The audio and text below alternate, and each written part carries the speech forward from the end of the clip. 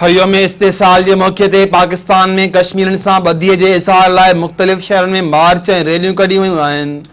मज़लूम कश्मीरन से बदीअ के इज़हार लाइ इस्लामाबाद में निकतल रैली डी चौक पहुती। रैली में सदर आरिफ अलवी, परॾेही वज़ीर शाह महमूद कुरैशी, चेयरमैन सेनेट सादिक संजरानी ऐं ॿियनि वफ़ाक़ी वज़ीरनि तोड़े सियासी अॻुवाणनि ऐं शहरनि शिरकत कई। रैली में हुर्रियत कॉन्फ्रेंस के नुमाइंदनि ऐं शहरनि ॿिए वॾे अंग में शिरकत कई। इस्लामाबाद में वफ़ाक़ी वज़ीर शबली फराज की अगवानी में भी रैली कढ़ी वही है। लाहौर में वॾे वज़ीर उस्मान बोज़दार और गवर्नर चौधरी सरवर की अगवानी में रैली कढ़ी वही है। कराची में CU का वॾे वज़ीर मुराद अली शाह कश्मीर रैली की क़यादत कई। कराची में भी रैली कढ़ी वही जैमें governor Sindh Imran Ismail, PTI MPA Haleem Adil Sheikh समेत ॿियनि शिरकत कई। PTI जो ट्रेन मार्च कराची का सखर लाइ रवानो थी वियो है।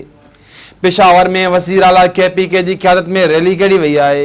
उन मौके ते अगवान पारां कश्मीरन से हर फोरम से साथ ॾियण ऐं संदन आज़ादी और ॿियनि हक़नि की हासिलात ताईं गॾु रहण जो अज़म वरजायो वियो है।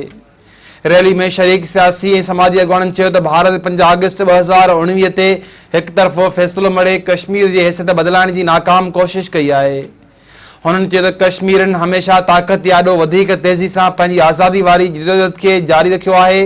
हींअर भी हू हक़नि लाइ हथे खाली हुजण बावजूद भारतीय फ़ौज से मुआदो अटकाए रहा आहिनि। रैलियुनि में शरीक अगवाननि चयो त असां कश्मीरन की आज़ादी वारी जदोजहद ऐं हक़नि जी हासिलात ताईं सियासी ऐं सफ़ारती सतह ते हिमायत ऐं सहकार जारी रखंदासीं।